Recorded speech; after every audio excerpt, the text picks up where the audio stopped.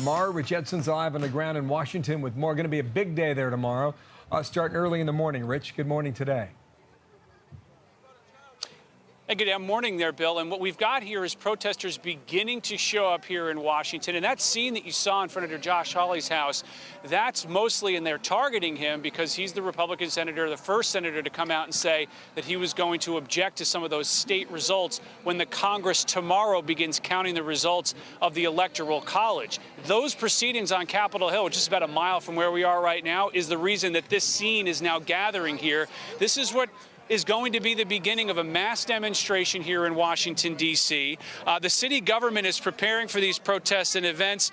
They're also preparing for the possibility they might turn violent again. D.C. has mobilized the National Guard. The mayor says the National Guard will not carry firearms that will help with crowd control and road closings. Washington has also closed off much of downtown to traffic from today until Thursday and warned that firearms are not allowed in the city for these protests. Now, thousands of President Trump supporters are expected here. They got tens of thousands a couple of months ago.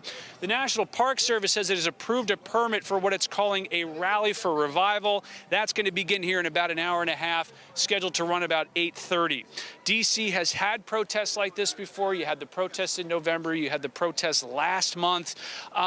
They're peaceful during the day. You have marches. You have plenty of signs. You've got speakers. The problem is later in the evening when those protests end, you've got the far-right groups and the far-left groups. They find each other, even though the police department tries to keep them separated. And that's where you've had a couple of stabbing incidents over the last couple of months. You've had fighting. You've had assaults. And so that's what officials are looking out for here in Washington, D.C. today.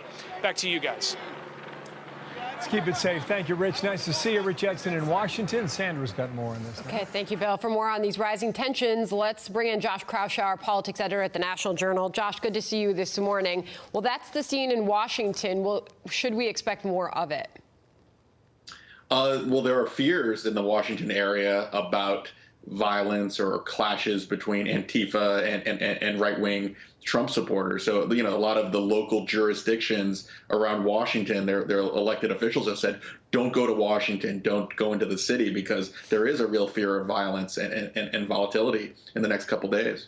As far as images that we've seen in recent days of Mitch McConnell's house getting vandalized, the front door, images of Nancy Pelosi's house. We've seen these images in recent days, and now this story about Senator Josh Hawley as a result of him saying that he will object to the certification of the election. Your thoughts on that? Well, look, it's unacceptable and, frankly, obscene behavior for any group of protesters to threaten or intimidate a lawmaker at his own home. I mean, this tactic of confronting elected officials at home is outrageous, and it's not a partisan issue. It should be condemned across the aisle, regardless of what you think of Josh Hawley's politics.